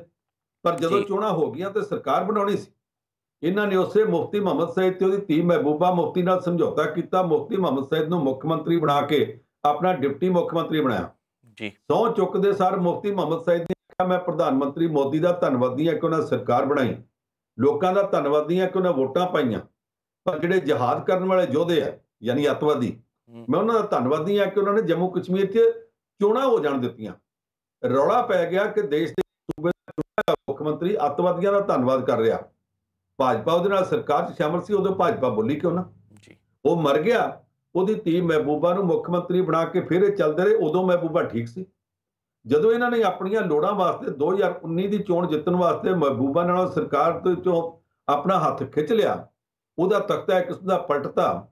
ਫਿਰ ਇਹਨਾਂ ਨੇ ਮਹਿਬੂਬਾ ਨੂੰ ਆਖਿਆ ਕਿ ਐਂਟੀ ਨੈਸ਼ਨਲ ਹੈ, ਉਹਨੂੰ ਘਰ 'ਚ ਨਜ਼ਰਬੰਦ ਕੀਤਾ ਗਿਆ, ਧਾਰਾ 370 ਤੋੜੀ ਗਈ। ਤੋੜਨ ਤੋਂ ਬਾਅਦ ਮਹਿਬੂਬਾ ਐਂਟੀ ਨੈਸ਼ਨਲ ਹੈ ਜੀ। ਉਹ ਉੱਥੋਂ ਦੀ ਸਾਬਕਾ ਮੁੱਖ ਮੰਤਰੀ ਹੈ, ਸਾਰਿਆਂ ਨੂੰ ਪਤਾ ਕਿ ਉਹ ਕੀ ਸਟੈਂਡ ਲੈਂਦੀ ਹੈ। ਜਦੋਂ ਇਹਨਾਂ ਦੇ ਨਾਲ ਸਰਕਾਰ ਸ਼ਾਮਲ ਹੋਵੇ ਉਦੋਂ ਨੈਸ਼ਨਲਿਸਟ ਹੋ ਜਾਂਦੀ ਹੈ, ਜਦੋਂ ਇਹਨਾਂ ਨਾਲ ਵੱਖਰਾ ਸਟੈਂਡ ਲੈ ਲਵੇ ਉਹ ਐਂਟੀ ਨੈਸ਼ਨਲ ਹੋ ਗਈ ਜੀ। ਹੁਣ ਉਹਦਾ ਪਾਸਪੋਰਟ ਰੀਨਿਊ ਨਹੀਂ ਕੀਤਾ ਜਾ ਰਿਹਾ। ਉਹਨੇ ਜਾ ਕੇ ਹਾਈ ਕੋਰਟ ਦੇ ਵਿੱਚ ਅਰਜ਼ੀ ਦਿੱਤੀ ਕਿ ਮੈਂ ਸਾਬਕਾ ਮੁੱਖ ਮੰਤਰੀ ਹਾਂ, ਮੇਰਾ ਪਾਸਪੋਰਟ 2019 'ਚ ਐਕਸਪਾਇਰ ਹੋ ਗਿਆ ਸੀ, ਮੈਂ ਅਪਲਾਈ ਕੀਤਾ ਨਵੇਂ ਪਾਸਪੋਰਟ ਵਾਸਤੇ, ਮੈਨੂੰ ਅਜੇ ਤੱਕ ਦਿੱਤਾ ਨਹੀਂ ਜਾ ਰਿਹਾ ਜੀ। ਪਾਸਪੋਰਟ ਦਫ਼ਤਰ ਵਾਲੇ ਕੋਈ ਜਵਾਬ ਨਹੀਂ ਦਿੰਦੇ, ਕਹਿੰਦੇ ਪੁਲਿਸ ਰਿਪੋਰਟ ਪੈਂਡਿੰਗ ਹੈ। ਹਾਈ ਕੋਰਟ 'ਚੋਂ ਨੋਟਿਸ ਹੋਇਆ ਤੇ ਜੰਮੂ ਕਸ਼ਮੀਰ ਦੀ ਪੁਲਿਸ ਨੇ ਜਾ ਕੇ ਆਖਿਆ ਜੀ ਇਹਨੂੰ ਪਾਸਪੋਰਟ ਨਹੀਂ ਦਿੱਤਾ ਜਾ ਸਕਦਾ। ਕਾਰਨ ਕੀ ਹੈ? ਖਬਰਾਂ ਕਹਿੰਦੀਆਂ ਨੇ ਕਿ ਪੁਲਿਸ ਸਮਝਦੀ ਹੈ ਕਿ ਇਹਦਾ ਸਟੈਂਡ ਐਂਟੀ ਨੈਸ਼ਨਲ ਹੈ, ਯਾਨੀ BJP ਨਾਲ ਸਾਂਝੀ ਸਰਕਾਰ ਦੀ ਇਹ ਮੁੱਖ ਮੰਤਰੀ ਹੋਵੇ ਤੇ ਫਿਰ ਇਹ ਨੈਸ਼ਨਲਿਸਟ ਹੈ ਜੀ। ਜੇ ਉਹਦੇ ਨਾਲ ਵੱਖਰੀ ਹੋ ਗਈ ਤੇ ਐਂਟੀ ਨੈਸ਼ਨਲ ਹੈ। ਮਹਿਬੂਬਾ ਮੁਫਤੀ ਕੱਲੀ ਨਹੀਂ, ਫਾਰੂਕ ਅਬਦੁੱਲਾ ਤੇ ਉਮਰ ਅਬਦੁੱਲਾ ਪਿਓ ਪੁੱਤ ਵੀ ਜੇ ਵਾਜਪਾਈ ਸਰਕਾਰ ਸ਼ਾਮਲ ਹੋਣ ਫਿਰ ਉਹ ਨੈਸ਼ਨਲਿਸਟ ਨੇ, ਜੇ ਵਿਰੋਧ 'ਚ ਆ ਜਾਣ ਤੇ ਐਂਟੀ ਨੈਸ਼ਨਲ ਹੋ ਜਾਂਦੇ ਆ। ਜਿਹੜਾ ਫਾਰਮੂਲਾ ਨੈਸ਼ਨਲ ਤੇ ਐਂਟੀ ਨੈਸ਼ਨਲਿਸਟ ਦਾ ਨਾ ਬਣਾਇਆ ਜੰਮੂ ਕਸ਼ਮੀਰ, ਇਹ ਫਾਰਮੂਲਾ ਦੇਸ਼ ਦਾ ਫਾਇਦਾ ਕਰਨ ਵਾਲਾ ਨਹੀਂ, ਇਹ ਫਾਰਮੂਲਾ ਦੇਸ਼ ਦਾ ਨੁਕਸਾਨ ਕਰਨ ਵਾਲਾ। ਭਾਰਤੀ ਜਨਤਾ ਪਾਰਟੀ ਨੂੰ ਕੋਈ ਪੱਕੇ ਪੈਮਾਨੇ ਰੱਖਣੇ ਪੈਣਗੇ। ਹਰ ਵਾਰੀ ਹਰ ਚੋਣ 'ਚ ਹਰ ਵਾਰ ਆਪਣੀ ਲੋੜ ਖਾਤਰ ਨਵੇਂ ਗੱਜ ਮਿਣ ਕੇ ਤੇ ਉਹਨਾਂ ਦੇ ਨਾਲ ਮਿਣਤੀ ਨਹੀਂ ਕੀਤੀ ਜਾ ਸਕਦੀ, ਕੋਈ ਸਟੈਂਡਰਡ ਪੱਕੇ ਰੱਖਣੇ ਪੈਣਗੇ ਜੀ। ਉਹ ਅਜੇ ਤੱਕ ਨਹੀਂ ਕਰਦੇ। ਅੱਜ ਇਹਨਾਂ ਨੂੰ ਮਮਤਾ ਬੈਨਰਜੀ ਵੀ ਬੁਰੀ ਲੱਗਦੀ ਹੈ, ਪਰ ਇੱਕ ਵਕਤ ਸੀ ਉਹ ਮਮਤਾ ਬੈਨਰਜੀ ਵਾਜਪਾਈ ਸਰਕਾਰ ਵਿੱਚ ਵੀ ਸੀ, ਉਦੋਂ ਦੇ ਨੂੰ ਦੀਦੀ ਕਹਿੰਦੇ ਹੁੰਦੇ ਸੀ। ਤੇ ਹੁਣ ਕੱਲ ਇਹਨਾਂ ਦੇ ਇੱਕ ਉਮੀਦਵਾਰ ਨੇ ਉਹਨੂੰ ਬੇਗਮ ਮਮਤਾ ਵੀ ਕਹਿ ਦਿੱਤਾ, ਇਹਨਾਂ ਦੇ ਇੱਕ ਲੀਡਰ ਨੇ ਉਹਨੂੰ ਰਾਖਸ਼ਣੀ ਵੀ ਕਹਿ ਦਿੱਤਾ। ਜੇ ਭੜਕ ਨੂੰ ਮਮਤਾ ਦਾ ਸਮਝੌਤਾ ਹੋ ਗਿਆ ਫਿਰ ਮਮਤਾ ਬੈਨਰਜੀ ਵੀ ਨੈਸ਼ਨਲਿਸਟ ਹੋ ਜਾਏਗੀ। BJP ਆਪਣੀਆਂ ਲੋੜਾਂ ਦੇ ਗਜਾਂ ਨਾਲ ਨੈਸ਼ਨਲ ਤੇ ਐਂਟੀ ਨੈਸ਼ਨਲ ਦਾ ਫੈਸਲਾ ਕਰਨ ਗਿੱਝ ਗਈ ਹੈ। ਇਹ ਦੇਸ਼ ਦੀ ਰਾਜਨੀਤੀ ਵਾਸਤੇ ਬੜਾ ਖਤਰਨਾਕ ਰੁਝਾਨ ਹੈ ਜੀ। ਕਦੀ ਨਾਲ ਖੜ ਜਾਂਦੇ ਤੇ ਕਦੀ ਬਾਂਹ ਵੀ ਨਹੀਂ ਫੜਦੇ। ਪੰਨੂ ਸਾਹਿਬ, ਅੱਜ ਸਵੇਰੇ ਸਵੇਰੇ ਤੜਕੇ ਬੜੀ ਇੱਕ ਮਾੜੀ ਖਬਰ ਆਈ। ਪੰਜਾਬੀ ਗਾਇਕ ਦਿਲਜਾਨ ਅਚਾਨਕ ਉਹਦੀ ਹਾਦਸੇ ਵਿੱਚ ਮੌਤ ਹੋ ਗਈ, ਸੜਕ ਹਾਦਸੇ ਵਿੱਚ, ਤੇ ਛੋਟੀ ਉਮਰ ਵਿੱਚ ਹੀ ਇਸ ਜਹਾਨ ਤੋਂ ਚਲਾ ਗਿਆ। ਨਵਜੀਤ, ਮੇਰੇ ਵਾਸਤੇ ਉਨਾ ਹੀ ਨਿੱਜੀ ਨੁਕਸਾਨ ਹੈ ਜਿੰਨਾ ਉਹਦੇ ਮਾਂ-ਬਾਪ ਵਾਸਤੇ ਹੈ ਜੀ। ਮੈਂ ਕੁਝ ਸਾਈਟਾਂ ਤੇ ਹੁਣੇ ਪੜ੍ਹਦਾ ਹਟਿਆ, ਕਹਿੰਦੇ 3:45 ਵਜੇ ਦੇ ਲਾਗੇ ਛੱਗੇ ਹਾਦਸਾ ਹੋਇਆ। ਇਹ ਗੱਲ ਗਲਤ ਜੀ। ਪਰਿਵਾਰ ਨੇ ਸ਼ਾਇਦ ਸਭ ਤੋਂ ਪਹਿਲਾ ਫੋਨ ਜਾਂ ਪਹਿਲਿਆਂ ਚੋਂ ਫੋਨ ਮੈਨੂੰ ਕੀਤਾ ਹੋਵੇ, ਮੈਨੂੰ 3:36 ਤੇ ਫੋਨ ਆਇਆ ਸੀ ਉਹਦੇ ਪਿਤਾ ਜੀ ਦਾ, ਜੀ ਮਦਨ ਮਢਾਰ ਦਾ। ਮਦਨ ਮੇਰੇ ਵਾਸਤੇ ਬੱਚਿਆਂ ਵਰਗਾ ਵੀ ਹੈ, ਛੋਟੇ ਭਰਾਵਾਂ ਵਰਗਾ ਵੀ ਹੈ। ਮੈਂ ਉਹਨੂੰ ਕਿਹਾ, ਮੈਂ ਕਿਹਾ ਮਦਨ ਇੰਨਾ ਤੜਕੇ, ਤੈਨੂੰ ਪਤਾ ਇੰਡੀਆ 'ਚ ਤੜਕਾ ਬੜਾ। ਮੇਰਾ ਖਿਆਲ ਸੀ ਮਦਨ ਕੈਨੇਡਾ 'ਚ। ਜੀ ਉਹਨੇ ਮੈਨੂੰ ਆਖਿਆ ਨਹੀਂ ਜੀ ਮੈਂ ਇੰਡੀਆ 'ਚ ਹਾਂ ਤੇ ਗੱਲ ਬਹੁਤ ਮਾੜੀ ਹੋਈ। ਮੈਂ ਕਿਹਾ ਕੀ ਹੋਇਆ? ਕਹਿੰਦਾ ਦਿਲ ਜਾਨ ਨਹੀਂ ਰਿਹਾ। ਮੈਂ ਕਿਹਾ ਕੀ ਹੋ ਗਿਆ ਉਹਨੂੰ? ਕਹਿੰਦਾ ਰਾਤੀ ਅੰਮ੍ਰਿਤਸਰ ਤੋਂ ਆ ਰਿਹਾ ਸੀ, ਜੰਡਿਆਲਾ ਗੁਰੂ ਲਾਗੇ ਹਾਦਸੇ ਵਿੱਚ ਉਹ ਇਕੱਲਾ ਹੀ ਸੀਗਾ ਕਾਰ ਦੇ ਵਿੱਚ ਤੇ ਉਹਦੀ ਡੈਥ ਹੋ ਗਈ। ਤੇ 3:36 ਤੜਕੇ ਦੀ ਗੱਲ ਹੈ ਜੀ। ਮੇਰੇ ਵਾਸਤੇ ਇਸ ਪੱਖੋਂ ਵੀ ਦੁਖਦਾਈ ਹੈ ਕਿ ਮੈਂ ਉਸ ਬੱਚੇ ਨੂੰ ਪਹਿਲੀ ਵਾਰ ਜਦੋਂ ਵੇਖਿਆ ਉਹ ਸਿਰਫ 2 ਸਾਲਾਂ ਦਾ ਸੀ। ਫਿਰ ਇਹਨਾਂ ਸਾਰੇ ਬੱਚਿਆਂ ਨੂੰ ਇਹਦਿਆਂ ਨੂੰ ਮੈਂ ਬੜੇ ਲਾਡ ਕੀਤੇ ਹੋਏ ਆ ਜੀ। ਮੈਂ ਉਸ ਬੱਚੇ ਦੇ ਉਹ ਦਿਨ ਵੀ ਵੇਖੇ ਜਦੋਂ ਉਹ ਮੁੱਢਲੇ ਮੁਕਾਬਲਿਆਂ 'ਚ ਚੜ੍ਹਿਆ, ਤੇ ਉਹ ਦਿਨ ਵੀ ਵੇਖਿਆ ਜਦੋਂ ਸੁਰਕਸ਼ੇਤਰ ਦੇ ਵਿੱਚ ਇੰਨਾ ਚੜ੍ਹ ਗਿਆ ਕਿ ਉਹਨੂੰ ਗਾਉਂਦਿਆਂ ਸੁਣ ਕੇ ਦੇਸ਼ ਦੀ ਬੜੇ ਟੌਪ ਦੀ ਪਲੇਬੈਕ ਸਿੰਗਰ ਆਸ਼ਾ ਭੋਂਸਲੇ ਇੰਨੀ ਜਜ਼ਬਾਤੀ ਹੋ ਗਈ ਕਿ ਰੋਣ ਲੱਗ ਪਈ, ਤੇ ਉਹਨੇ ਇਹਨੂੰ ਸੱਦ ਕੇ ਬੁੱਕਲ 'ਚ ਲੈ ਕੇ ਆਸ਼ੀਰਵਾਦ ਦਿੱਤਾ ਸੀ। ਉਹ ਵੀ ਦਿਨ ਮੈਂ ਵੇਖਿਆ ਜੀ। ਮੈਂ ਇਸ ਬੱਚੇ ਦਾ ਵਿਆਹ ਹੁੰਦਾ ਵੀ ਵੇਖਿਆ, ਬੱਚੇ ਦੇ ਘਰ ਬੱਚੇ ਦਾ ਜਿਹੜਾ ਸੀ ਜਨਮ ਦਿਨ ਮਨਾਇਆ ਜਾਂਦਾ ਵੀ ਵੇਖਿਆ। ਮੈਂ ਸਾਰੇ ਇਹਦੇ ਸ਼ਗਨ ਵੇਖੇ ਹੋਏ ਆ। ਇਸ ਕਰਕੇ ਮੇਰੇ ਲਈ ਇਹ ਬਹੁਤ ਵੱਡਾ ਨਿੱਜੀ ਤੌਰ ਤੇ ਵੀ ਨੁਕਸਾਨ ਹੈ। ਇਹ ਨੁਕਸਾਨ ਹੈ ਪੰਜਾਬ ਦੇ ਸੱਭਿਆਚਾਰ ਨੂੰ, ਪੰਜਾਬ ਦੇ ਗਾਇਕੀ ਨੂੰ ਵੀ ਹੈ। ਮਾਸਟਰ ਸਲੀਮ ਵੀ ਸਾਡੇ ਬੱਚਿਆਂ ਵਰਗਾ ਜੀ। ਉਹਨੇ ਜਿਸ ਤਰ੍ਹਾਂ ਨਿੱਜੀ ਤੌਰ ਦੇ ਉੱਤੇ ਇਹਦਾ ਦੁੱਖ ਮਨਾਇਆ, ਹੋਰ ਵੀ ਬਹੁਤ ਸਾਰੇ ਕਲਾਕਾਰਾਂ ਨੇ ਤੇ ਮਨਾਇਆ। ਇਹ ਦੁੱਖ ਮਨਾਉਂਦੇ ਹੋਏ ਸਾਨੂੰ ਇੱਕ ਗੱਲ ਦਾ ਖਿਆਲ ਰੱਖਣਾ ਚਾਹੀਦਾ। ਮੈਂ ਹੁਣ ਸਾਰਿਆਂ ਦੇ ਨਾਂ ਨਹੀਂ ਲੈਣਾ ਚਾਹੁੰਦਾ, ਪਰ ਪਿਛਲੇ ਸਮੇਂ ਦੇ ਵਿੱਚ ਸਾਡੇ ਕਈ ਕਲਾਕਾਰ ਰਾਤ ਦੇ ਵਕਤ ਸਮਾਂ ਬਚਾਉਣ ਵਾਸਤੇ ਕਿ ਰਾਤ ਫਲਾਣੇ ਥਾਂ ਚਲੇ ਜਾਈਏ ਜੀ, ਤੁਰ ਪੈਂਦੇ ਰਹੇ ਤੇ ਰਾਤ ਦੇ ਹਾਦਸਿਆਂ ਵਿੱਚ ਜਾਂ ਕਿਤੇ ਅੱਖ ਲੱਗ ਜਾਂਦੀ ਹੈ, ਜਾਂ ਕੋਈ ਦੂਸਰੀ ਗੱਡੀ ਕੋਲ ਦੀ ਲੰਘਦੀ ਸੱਟ ਮਾਰ ਜਾਂਦੀ ਹੈ, ਜਾਂ ਕੋਈ ਲਾਈਟਾਂ ਪੈ ਜਾਂਦੀਆਂ ਤੇ ਸੜਕ ਦਾ ਡਿਵਾਈਡਰ ਨਹੀਂ ਦਿਸਦਾ। ਮੈਨੂੰ ਨਹੀਂ ਪਤਾ ਕੀ ਹੋਇਆ ਕੀ ਨਹੀਂ ਹੋਇਆ, ਪਰ ਜੋ ਵੀ ਹੋਇਆ ਉਹਨੇ ਸਾਡੇ ਕੋਲੋਂ ਇੱਕ ਬਹੁਤ ਸੋਹਣਾ ਕਲਾਕਾਰ, ਇੱਕ ਸੁਰੀਲੀ ਆਵਾਜ਼ ਵਾਲਾ ਕਲਾਕਾਰ ਖੋਲਿਆ ਜੀ। ਇਹਦਾ ਪੰਜਾਬ ਦੇ ਸੱਭਿਆਚਾਰ ਨੂੰ, ਪੰਜਾਬ ਦੀ ਗਾਇਕੀ ਨੂੰ ਬਹੁਤ ਵੱਡਾ ਘਾਟਾ ਪਿਆ। ਮੈਂ ਉਸ ਪਰਿਵਾਰ ਨਾਲ ਵੀ ਹਮਦਰਦੀ ਪ੍ਰਗਟ ਕਰਦਾ। ਮੇਰਾ ਤੇ ਬਿਲਕੁਲ ਨੇੜਲਾ ਪਰਿਵਾਰ ਹੈ, ਬਹੁਤ ਜ਼ਿਆਦਾ ਸਾਂਝ ਹੈ। ਪੰਜਾਬ ਦੇ ਇਸ ਸੱਭਿਆਚਾਰਕ ਖੇਤਰ ਵਿੱਚ ਜਿਹੜੇ ਲੋਕ ਨੇ, ਕਲਾਕਾਰ ਨੇ ਜੀ, ਉਹਨਾਂ ਸਾਰਿਆਂ ਦੇ ਨਾਲ ਵੀ ਮੈਂ ਇਸ ਦੁੱਖ 'ਚ ਸ਼ਾਮਲ ਹੁੰਨਾ। ਤੇ ਮੈਂ ਇਹ ਬੇਨਤੀ ਕਰੂੰਗਾ ਕਿ ਕਲਾਕਾਰ ਬੱਚਿਓ, ਤੁਹਾਡੇ 'ਚੋਂ ਬਹੁਤੇ ਸਾਡੇ ਬੱਚਿਆਂ ਵਰਗੇ ਨੇ, ਬਹੁਤ ਛੋਟੇ ਨੇ ਸਾਡੇ ਤੋਂ ਉਮਰ 'ਚ, ਵੇਲੇ ਕੁ ਜ਼ਿਆਦਾ ਨਾ ਤੁਰਿਆ ਕਰੋ, ਬਹੁਤ ਨੁਕਸਾਨ ਹੁੰਦਾ। ਹੁਣ ਅੱਗੇ ਤੋਂ ਭਾਵੇਂ ਜਿੰਨਾ ਅਜੇ ਕੱਲ ਉਹਨੇ ਮੈਸੇਜ ਮੈਨੂੰ ਭੇਜਿਆ ਸੀ ਕਿ ਮੇਰੀ ਜਿਹੜੀ ਐਲਬਮ ਰਿਲੀਜ਼ ਹੋ ਰਹੀ ਆ ਤੇ ਉਹਦਾ ਟੀਜ਼ਰ ਤਿਆਰ ਕੀਤਾ, ਤੇ ਮੈਂ ਅਜੇ ਸੋਚਿਆ ਸੀ ਕਿ ਭਲਕੇ ਸਵੇਰੇ ਉੱਠ ਕੇ ਉਹਦੇ ਨਾਲ ਗੱਲ ਕਰੂੰਗਾ। ਉਹਦੇ ਤੋਂ ਪਹਿਲਾਂ ਕੋਈ ਤੜਕੇ ਉੱਠ ਕੇ ਮੈਨੂੰ 3:36 ਦੇ ਉੱਤੇ ਉਹਦੇ ਪਿਤਾ ਦਾ ਸੁਨੇਹਾ ਸੁਣਨਾ ਪੈ ਗਿਆ। ਮੈਂ ਬੇਨਤੀ ਕਰੂੰਗਾ ਕਿ ਕਲਾਕਾਰ ਰਾਤ ਦੇ ਵਕਤ ਸਫ਼ਰ ਕਰਨਾ ਘੱਟ ਕਰਨ, ਜੇ ਬੰਦ ਨਹੀਂ ਕਰ ਸਕਦੇ ਤੇ ਘੱਟ ਜ਼ਰੂਰ ਕਰਨ। ਇੱਕ ਬੱਚਾ ਅਸੀਂ ਗਵਾ ਲਿਆ, ਅਸੀਂ ਹੋਰ ਨੁਕਸਾਨ ਨਹੀਂ ਚੱਲ ਸਕਦੇ ਜੀ। ਬਿਲਕੁਲ, ਇਹ ਕਦੇ ਵੀ ਨਾ ਪੂਰਾ ਹੋਣ ਵਾਲਾ ਘੱਟ ਹੈ। ਪੰਜ ਸਾਹਿਬ, ਅਗਲੀ ਖਬਰ ਵੱਲ ਵੱਧਦੇ ਹਾਂ। ਖਬਰ ਪਾਕਿਸਤਾਨ ਤੋਂ ਹੈ। ਇੱਕ ਸਿੱਖ MP ਚਰਚਾ ਵਿੱਚ ਹੈ। ਚਰਚਾ ਇਸ ਕਰਕੇ ਦੋਸ਼ ਲੱਗੇ ਆ ਉਹਦੇ ਉੱਪਰ ਕਿ 3 ਕਰੋੜ ਤੋਂ ਵੱਧ ਦੀ ਠੱਗੀ ਮਾਰ ਲਈ ਹੈ ਸਿੱਖਾਂ ਦੇ ਨਾਲ ਹੀ।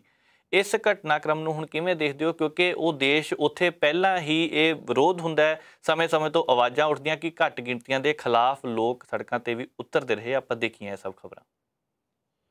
ਦੇਖੋ, ਜਿਹੜਾ ਸਿੱਖ MP ਇਸ ਵੇਲੇ ਚਰਚਾ 'ਚ ਆਇਆ ਉਹਦਾ ਨਾਮ ਮਹਿੰਦਰਪਾਲ ਸਿੰਘ ਹੈ, ਤੇ ਉਹ ਪ੍ਰਧਾਨ ਮੰਤਰੀ ਇਮਰਾਨ ਖਾਨ ਦੀ ਪਾਰਟੀ ਦਾ ਕੌਮੀ ਅਸੈਂਬਲੀ ਦਾ ਮੈਂਬਰ ਹੈ ਜੀ। ਉਹਨੇ ਜਿਹੜਾ ਉੱਥੇ ਬਹੁਤ ਵਾਦ-ਵਿਵਾਦ ਵਾਲਾ ਸਿੱਖ ਨੇਤਾ ਗੋਪਾਲ ਸਿੰਘ ਚਾਵਲਾ, ਜਦੋਂ ਕਰਤਾਰਪੁਰ ਸਾਹਿਬ ਦਾ ਲਾਂਘਾ ਖੁੱਲਿਆ ਸੀ ਤੇ ਬਹੁਤ ਸਾਰੇ ਲੋਕਾਂ ਨੇ ਦੋਸ਼ ਲਾਇਆ ਸੀ ਕਿ ਨਵਜੋਤ ਸਿੱਧੂ ਤੇ ਗੋਪਾਲ ਸਿੰਘ ਚਾਵਲਾ ਨਾਲੋਂ ਨਾਲ ਬੈਠੇ ਆ। ਫਿਰ ਖਬਰ ਆਈ ਕਿ ਉਹਦੀਆਂ ਫੋਟੋ ਜਿਹੜੀਆਂ ਨੇ ਉਹ ਬੀਬੀ ਹਰਸਿਮਰਤ ਕੌਰ ਬਾਦਲ ਨਾਲ ਵੀ ਨੇ ਤੇ ਕਾਂਗਰਸੀ ਆਗੂਆਂ ਦੇ ਨਾਲ ਵੀ ਨੇ, ਸਾਰਿਆਂ ਨਾਲ ਨੇ, ਕਿਉਂਕਿ ਉਹ ਬੜਾ ਚੁਸਤ ਆ। ਫੋਟੋ ਕਿਤੇ ਵੀ ਖਿੱਚੀ ਜਾਣ ਲੱਗੇ ਤੇ ਫਰੇਮ 'ਚ ਬਦੋ-ਬਦੀ ਜਾ ਵੜਦਾ ਸੀ। ਇਹ ਮਹਿੰਦਰਪਾਲ ਸਿੰਘ ਤੇ ਉਹ ਗੋਪਾਲ ਸਿੰਘ ਚਾਵਲਾ ਦੋਵੇਂ ਆਪੋ 'ਚ ਸਕੇ ਸਾਲਾ ਭਣੋਈਆ ਨੇ। ਇਹ ਪਾਰਲੀਮੈਂਟ ਮੈਂਬਰ, ਉਹ ਜਿਹੜਾ ਉਹ ਸਿੱਖ ਲੀਡਰ, ਦੋਵਾਂ ਦਾ ਇੱਕ ਵੱਖਰਾ ਤੇ ਹੋਰ ਥਾਵਾਂ ਤੇ ਸਿੱਖਾਂ ਨੂੰ ਇਹ ਕਹਿ ਕੇ ਕਿ ਆਹ ਕਮੇਟੀਆਂ ਪਾਉਣੀਆਂ, ਆਹ ਫਲਾਣੇ ਥਾਂ ਲਾਉਣੇ, ਇੰਨੀ ਇਨਵੈਸਟਮੈਂਟ ਕਰਨੀ, ਇਹ 'ਚੋਂ ਤੁਹਾਨੂੰ ਇੰਨੇ ਪੈਸੇ ਮਿਲਣੇ ਆ। ਇਹ ਉਹਨਾਂ ਸਾਰਿਆਂ ਤੋਂ ਇਹਨਾਂ ਨੇ ਪੈਸੇ ਹੜੱਪ ਕਰ ਲਏ ਤੇ ਮੁੜ ਕੇ ਵਾਪਸ ਨਹੀਂ ਕੀਤੇ। ਤੇ ਉਹ ਜਿਹੜੇ ਪੈਸੇ ਹੜੱਪ ਕੀਤੇ, ਵਾਪਸ ਨਹੀਂ ਕੀਤੇ। ਅੱਜ ਸਵੇਰ ਤੱਕ ਤੇ ਗਿਣਤੀ 3 ਕਰੋੜ ਦੀ ਦੱਸਦੇ ਸੀ। ਹੁਣ ਥੋੜੀ ਦੇਰ ਪਹਿਲਾਂ ਪਤਾ ਲੱਗਾ ਕਿ ਗਿਣਤੀ ਵੱਧਦੀ 6 ਕਰੋੜ ਤੱਕ ਪਹੁੰਚ ਗਈ। ਅਜੇ ਸ਼ਾਇਦ ਹੋਰ ਵੱਧ ਜਾਏਗੀ। ਉਹ ਸਿੱਖ ਕਹਿੰਦੇ ਆ ਜੀ ਅਸੀਂ ਕੇਂਦਰੀ ਮੰਤਰੀਆਂ ਤੱਕ ਪਹੁੰਚ ਕੀਤੀ ਕਿ ਸਾਨੂੰ ਲੁੱਟ ਕੇ ਸਾਡਾ ਭਾਈਬੰਦ ਖਾ ਗਿਆ ਜੀ। ਕਿਸੇ ਗੱਲ ਨਹੀਂ ਸੁਣੀ। ਕਹਿੰਦੇ ਪੁਲਿਸ ਤੱਕ ਗਏ ਤੇ ਪੁਲਿਸ ਵਾਲੇ ਕਹਿੰਦੇ ਜੀ ਪ੍ਰਧਾਨ ਮੰਤਰੀ ਇਮਰਾਨ ਖਾਨ ਦੀ ਪਾਰਟੀ ਦਾ ਬੰਦਾ, ਅਸੀਂ ਕੀ ਕਰੀਏ। ਪਾਕਿਸਤਾਨੀ ਪੰਜਾਬ ਦੇ ਗਵਰਨਰ, ਮੁੱਖ ਮੰਤਰੀ ਤੇ ਆਈਜੀ ਡੀਜੀਪੀ ਤੱਕ ਗਏ, ਉਹਨਾਂ ਸਾਰਿਆਂ ਨੇ ਆਖਿਆ ਜੀ ਅਸੀਂ ਕੁਝ ਨਹੀਂ ਕਰ ਸਕਦੇ ਕਿਉਂਕਿ ਪ੍ਰਧਾਨ ਮੰਤਰੀ ਇਮਰਾਨ ਖਾਨ ਦਾ ਆਸ਼ੀਰਵਾਦ ਉਹਨੂੰ ਪ੍ਰਾਪਤ ਹੈ ਜੀ। ਇੱਕ ਦੇਸ਼ ਜਿਹਦੇ ਵਿੱਚ ਸਿੱਖ ਬਹੁਤ ਥੋੜੇ ਆ ਤੇ ਵੱਡੀ ਮਾਮੂਲੀ ਘੱਟ ਗਿਣਤੀ ਰਹਿ ਗਏ ਨੇ, ਪਹਿਲਾਂ ਹੀ ਉਹ ਚਾਰ ਚੁਫੇਰਿਓਂ ਦਬਾ ਥੱਲੇ, ਕਦੇ ਗ੍ਰੰਥੀ ਦੀ ਧੀ ਨੂੰ ਕੋਈ ਚੁੱਕ ਕੇ ਲੈ ਜਾਂਦਾ, ਕਦੇ ਰਾਗੀ ਦੀ ਧੀ ਨੂੰ ਕੋਈ ਚੁੱਕ ਕੇ ਲੈ ਜਾਂਦਾ ਜੀ। ਜਿੱਥੇ ਇਹੋ ਜਿਹੇ ਹਾਲਾਤ ਬਣੇ ਹੋਣ, ਉੱਥੇ ਜੇ ਸਿੱਖਾਂ ਨੂੰ ਸਿੱਖ ਲੁੱਟ ਕੇ ਖਾ ਜਾਵੇ, ਅੱਗੇ 2-3 ਕਤਲ ਵੀ ਉੱਥੇ ਹੋਏ ਆ ਜਿਹੜੇ ਪਹਿਲਾਂ ਸਮਝਿਆ ਜਾਂਦਾ ਫਲਾਣੇ ਨੇ ਕੀਤੇ, ਫਲਾਣੇ ਨੇ ਕੀਤੇ ਆ ਜੀ। ਬਾਅਦ ਚ ਪਤਾ ਲੱਗਦਾ ਕਿ ਆਪਣੇ ਭਾਈਚਾਰੇ ਚੋਂ, ਆਪਣੀ ਕਮਿਊਨਿਟੀ ਵਿੱਚੋਂ ਕੀਤੇ ਕਰਵਾਏ ਗਏ। ਜੇ ਉੱਥੇ ਇਹੋ ਜਿਹੇ ਲੀਡਰ ਮਿਲ ਜਾਣ ਜਿਹੜੇ ਭਾਈਚਾਰੇ ਦੇ ਵੀ ਸੰਘੀ ਘੁੱਟਣ ਵਾਲੇ ਹੋਣ ਤੇ ਬਾਹਰ ਜਾ ਕੇ ਪਾਰਲੀਮੈਂਟ ਵਿੱਚ ਤੇ ਹੋਰ ਥਾਵਾਂ ਤੇ ਟਾਹਰਾਂ ਮਾਰਦੇ ਹੋਣ ਜੀ, ਇਹ ਦੁੱਖ ਵਾਲੀ ਗੱਲ ਹੈ। ਉੱਥੋਂ ਦੇ ਜਿਹੜੇ ਸਿੱਖ ਨੇ, ਖਾਸ ਕਰਕੇ ਨਨਕਾਣਾ ਸਾਹਿਬ ਦੇ ਤੇ ਹੋਰ ਥਾਵਾਂ ਦੇ, ਉਹਨਾਂ ਨੂੰ ਇਨਸਾਫ ਮਿਲਣਾ ਚਾਹੀਦਾ। ਇਹ ਜਿਹੜਾ ਬਦਨਾਮੀ ਦਾ ਟਿੱਕਾ ਲੱਗਾ ਕਿ ਸਿੱਖਾਂ ਨੂੰ ਸਿੱਖਾਂ ਦਾ ਲੀਡਰ, ਪਾਰਲੀਮੈਂਟ ਮੈਂਬਰ ਤੇ ਉਹਦਾ ਜਿਹੜਾ ਆਪੋ ਚ ਦੋਵੇਂ ਜਿਹੜਾ ਸਾਲਾ ਭੁਣੀਆਂ ਨੇ, ਉਹ ਦੋਵੇਂ ਰਲ ਕੇ ਜੋ ਕੁਝ ਕਰ ਗਏ ਆ ਕਿ ਬਹੁਤ ਭੈੜੀ ਗੱਲ ਹੋਈ ਆ। ਉੱਥੋਂ ਦੇ ਸਿੱਖਾਂ ਨੂੰ ਇਨਸਾਫ ਮਿਲਣਾ ਚਾਹੀਦਾ। ਪਤਾ ਲੱਗਾ ਕਿ ਉਹਨਾਂ ਚੋਂ ਜਿਹੜੇ ਪੀੜਤ ਸਿੱਖ ਆ, ਉਹਨਾਂ ਚੋਂ ਸ਼ਾਇਦ 1 ਜਾਂ 2 ਜਣਿਆਂ ਨੇ ਖੁਦਕੁਸ਼ੀਆਂ ਵੀ ਕਰ ਲਈਆਂ ਕਿਉਂਕਿ ਜਿਹੜੀ ਦੁੱਕੀ ਪੰਜੀ ਬਚਾ ਕੇ ਰੱਖੀ ਸੀ, ਹੁਣ ਤੱਕ ਦੀ ਜਿੰਨੀ ਕਮਾਈ ਸੀ, ਜਿੰਨੀ ਬਚਤ ਸੀ, ਉਹ ਇਹ ਲੁੱਟ ਗਏ ਤੇ ਉਹਨਾਂ ਦੇ ਪੱਲੇ ਕੱਖ ਨਹੀਂ ਰਿਹਾ ਤੇ ਉਹ ਬਹੁਤ ਦੁਖੀ ਨੇ। ਇਸ ਮਾਮਲੇ 'ਚ ਜੇ ਕੋਈ ਬਾਹਰੋਂ ਉਹਨਾਂ ਦੀ ਹਮਾਇਤ ਕਰ ਸਕਦਾ ਤੇ ਕਰਨੀ ਚਾਹੀਦੀ ਹੈ ਤੇ ਪਾਕਿਸਤਾਨ ਦੀ ਸਰਕਾਰ ਨੂੰ ਵੀ ਇਨਸਾਫ ਕਰਨਾ ਚਾਹੀਦਾ। ਜੀ ਬਿਲਕੁਲ। ਪੰਨੂ ਸਾਹਿਬ, ਖਬਰਾਂ ਤੇ ਵਿਸਤਾਰ ਨਾਲ ਜਾਣਕਾਰੀ ਸਾਂਝੀ ਕਰਨ ਲਈ ਬਹੁਤ ਬਹੁਤ ਧੰਨਵਾਦ ਜੀ। ਸ਼ੁਕਰੀਆ। ਸੋ ਅੱਜ ਦੇ ਪ੍ਰੋਗਰਾਮ ਨੂੰ ਹੁਣ ਇੱਥੇ ਹੀ ਖਤਮ ਕਰਦੇ ਹਾਂ। ਮੈਨੂੰ ਨਵਜੀਤ ਨੂੰ ਦਿਓ ਇਜਾਜ਼ਤ। ਦੇਖਦੇ ਰਹੋ ਪ੍ਰਾਈਮ ਏਸ਼ੀਆ ਟੀਵੀ, ਤੁਹਾਡਾ ਆਪਣਾ, ਤੁਹਾਡੇ ਲਈ।